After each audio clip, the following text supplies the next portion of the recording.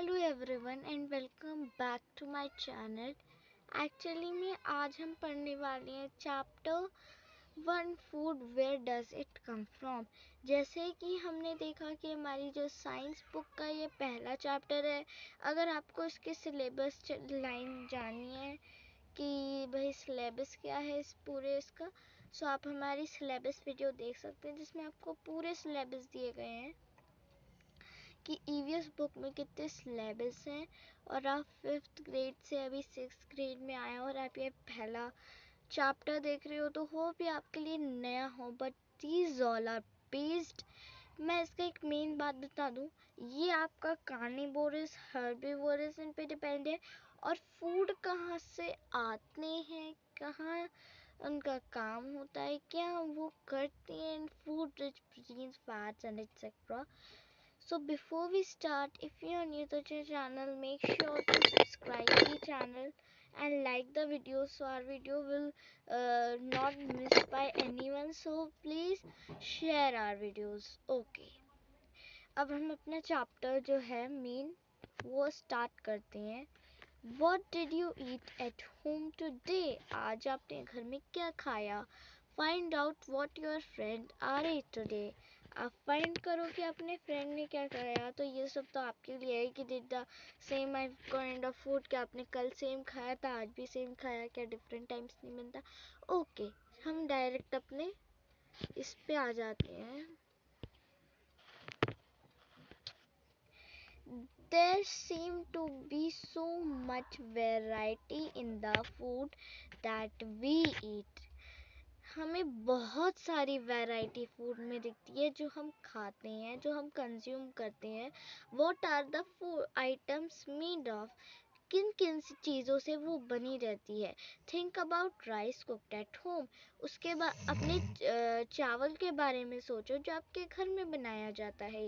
We take row rice, हम सूखे यानी रॉ राइस मतलब कच्चे चावल रहते हैं, and boil it in the water, और उसे पानी में उबाल देते हैं। जस्ट 2 मटेरियल, सिर्फ 2 मटेरियल लगते हैं ना।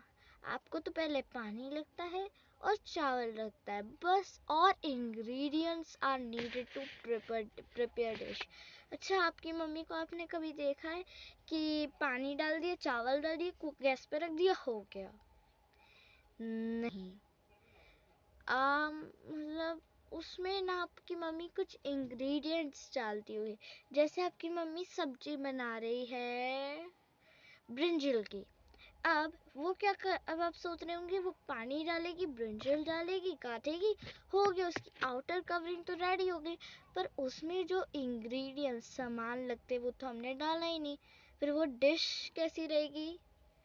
अब आप तो जानते हो नमक के बिना कैसी आपकी डिश रहती है, तो आप इमेजिन कर सकते हो। आप चाहे तो आउटर कवरिंग बना सकते हो। आप भटे को काटना या ब्रिंजल और anything vegetable and boiled in the water. I think, मुझे तो लगता भी नहीं है कि पता नहीं वो क्या बनेगा वेजिटेबल्स के अलावा तो ingredients needed to prepare of boiled rice, लेकिन उसमें जो इंग्रेडिएंट्स लगते हैं वो इम्पोर्टेंट होता है, तो ये तो हमारा फूड जो रहता है वो ठीक रहता है। ऑन द अदर हैंड, दूसरे हाथ में, some food items are made with many ingredients. कुछ फूड आइटम्स तो बहुत सारे इंग्रेडिएंट्स से बनते हैं।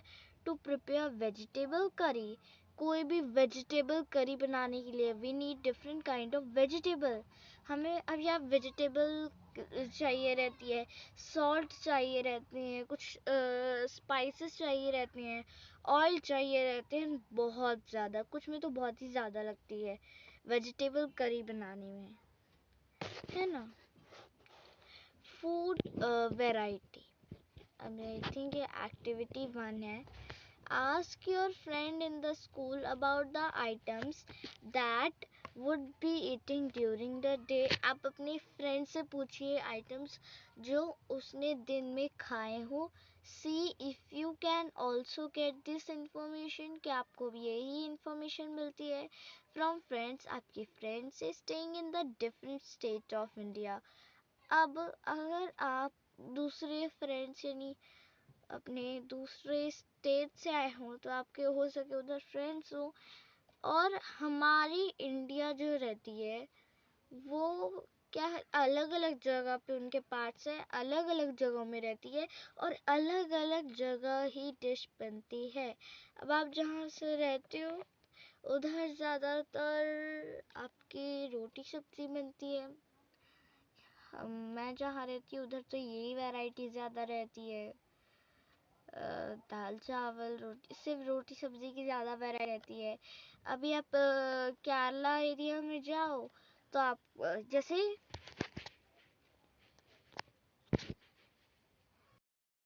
जैसे आप केरला एरिया वगैरह में जाओ, जैसे हमारे यहाँ पे सरसों का ऑयल खाया जाता है, केरला में जाएंगे तो आपको कोकोनट ऑयल मिल जाएगा।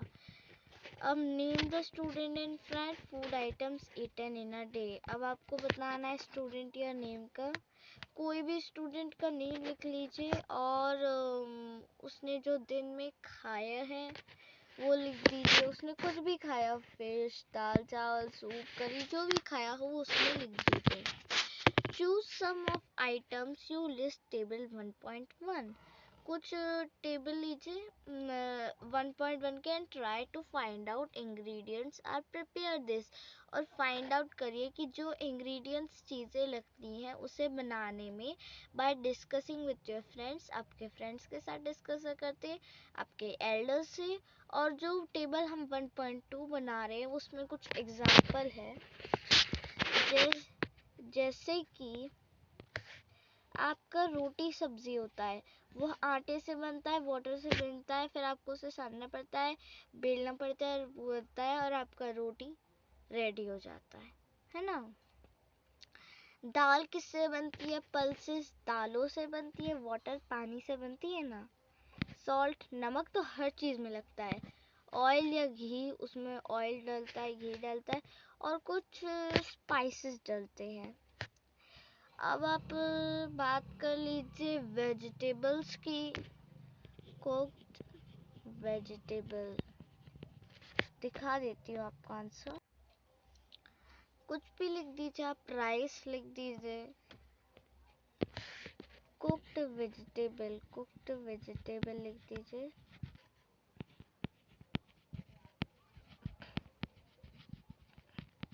उसमें आपको क्या लिखती है? वेजिटेबल्स। पहली बात तो आपको वेजिटेबल्स लगती है, सॉल्ट लगती है, स्पाइसेस लगती है, ऑयल भी लेकिन वाटर लगता है आपका, सॉरी, ये सब लगता है। नाउ आप अपने मन से कुछ भी लिख सकते हैं, कुछ भी डिश। अब मैं डिश के बारे में इतना इन्फॉर्मेशन देखिए नहीं रखती हूँ, आप अपनी मम्मा से पूछ सकते हैं। What do we find? हमने क्या फाइंड करा? Do we find some ingredients for different food items? क्या आपने कुछ कॉमन ingredients पहचाने जो डिफरेंट फूड से आते हैं? यस, आपका salt, water, vegetable, salt, water. So where do the ingredients come from? सो ये इंग्रेडिएंट्स कहाँ से आता है? वाटर तो आपका नेचुरल होता है, your salt is come from sea water. Food material and sources. Food के मटेरियल और sources. It may be easy for us guess the source of some of the ingredients। ये हमारे लिए easy होता है कि हम किसी भी इंग्रेडिएंट्स का गेस कर सके। We list in table 1.2। जैसे हमने 1.2 टेबल में लिखा था, कितने सारे इंग्रेडिएंट्स लिखी हुई थी। योर फ्रूट्स एंड वेजिटेबल, आपके सब्जियां और फल। फॉर इंस्टेंस उसके बजाय where do they come from? लेकिन वो कहाँ से आते हैं? प्लांट्स, ऑफ कोर्स, प्लांट से ही आते हैं ना। What are the sources of rice or wheat? हमारा राइस और व्हीट का सोर्स क्या है? Yes, plants. You may have seen paddy और wheat field। क्या आपने पैडी और व्हीट फील्ड्स देखे हैं? With row and row of plant, जो ऐसे रो रो में लगे रहते हैं। विच गिव्स अस ग्रेन्स, जो हमें दाने देते हैं। And then there are food items like milk, egg and meat which come from animals। ये बेसिक सी चीज़ है कि जो आपका मिल्क ईट्स एनिमल, ये जो नॉन वेज वगैरह रहता है वो आपका एनिमल सोर्स से आता है, एंड योर वेज मटेरियल जो रहता है वो आपका प्लांट सोर्स से आता है। क्लियर ना? ये देखिए ऐसे पैडी फॉर्म में आपकी फील्ड्स लगी रहती है। Let us take food items list early and try to find out where they come from, the ingredients and the source. Some examples are shown in table 1.3. Fill in the blanks 1.3 and give the more examples. अब आपको यहाँ पे food item के साथ ingredients है, देखिए source भी है। अब आपको फूड दिया गया है, इडली बनाने में कौन कौन से इंग्रेडिएंट्स लगते हैं। जैसे समझो आज आप इडली बना रहे हो तो आपको क्या क्या चीज़ें लगेगी और वो कहाँ से आती है। चिकन करी बनाना है तो आपको क्या चीज़ें लगेगी और कहाँ से आती है। खीर बनानी है तो वो देखिए इंग्रेडिएंट्स तो पूरी लिखी गई है, क्योंकि बच्चे ऑब्वियसली इंग्रेडिएंट्स पे मिस्टेक करते हैं। सो इडली राइस क्या है, वो प्लांट से आता है। उड़द दाल जो है वो आपकी प्लांट से आती है। सॉल्ट है वो आपका सी वाटर से आता है। सी को पहले आपने प्रीवियस चैप्टर में पढ़ा भी होगा। सी का पहले क्या करते हैं, एक जगह कलेक्ट कर देते हैं, फिर वो सी का पानी इवेपोरेट होता है और फिर उसमें रह जाता है, फिर उसे क्लीन करके हमारा खाने वाला सॉल्ट बनता है। एंड वाटर एक नेचुरल सोर्स है, वो हमारा एक नेचुरल सोर्स है। और अगर हम वाटर की बात करें कोई, तो वो उसका सोर्स क्या है, रेन उसका बेस्ट सोर्स है। मैं दूसरा कलर लिखना चाहूँगी, प्लांट, सी वाटर और रेन। वाटर हमें किससे पाया जाता है, जो मेन सोर्स है, this is your rain. Chicken curry, chicken animal से आता है। स्पाइसेस प्लांट से आता है। ऑयल जो है वो आपका प्लांट्स और एनिमल्स। और घी देखिए ऑयल जो है वो आपका प्लांट से आता है और घी जो है वो एक एनिमल बेस्ड प्रोडक्ट है ना। आपका जो ये रहता है गाय के दूध से की मलाई से घी बनता है, यानी वो बेस्ड एनिमल है। और वाटर आप तो जानते हो उसका सोर्स रेन। मिल्क का सोर्स है एनिमल, राइस का सोर्स है plant, and how your sugarcane from, वो आपका sugarcane is your come from, yes ये आपके आता है शुगर केन से लिया जाता है और उसका शुगर बनता है। What to conclude from activity three? आपने activity 3 से क्या सीखा? Plant are the source of food ingredients like grain, cereals, vegetables, fruits, animal product, us with milk, meat products and egg.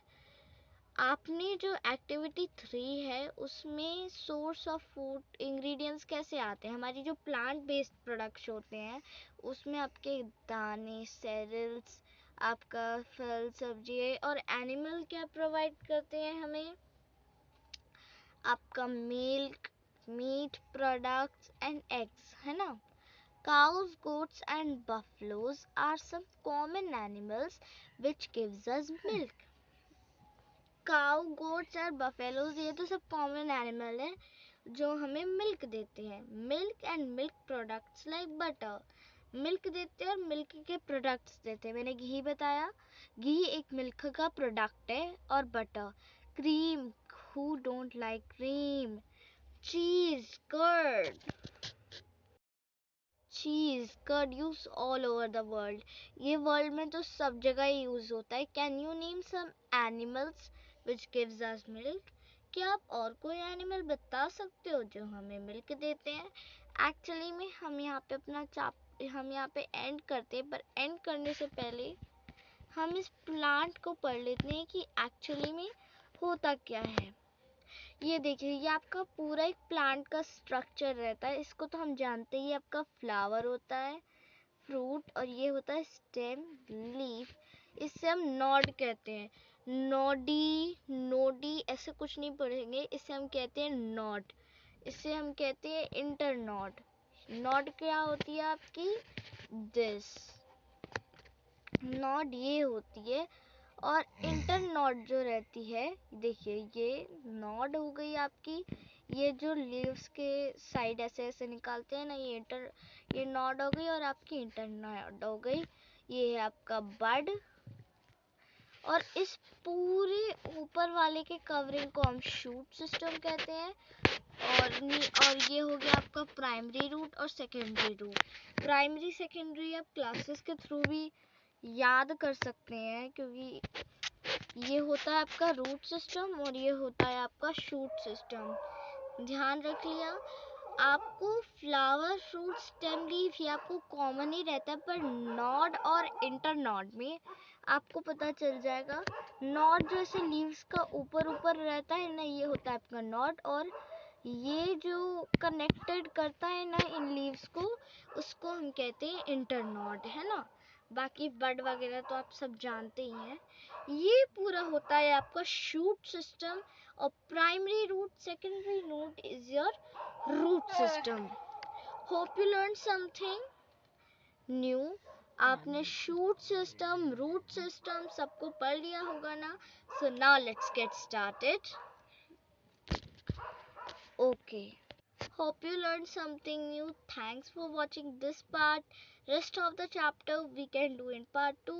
Stay safe, stay healthy. Bye bye. Learn करना सब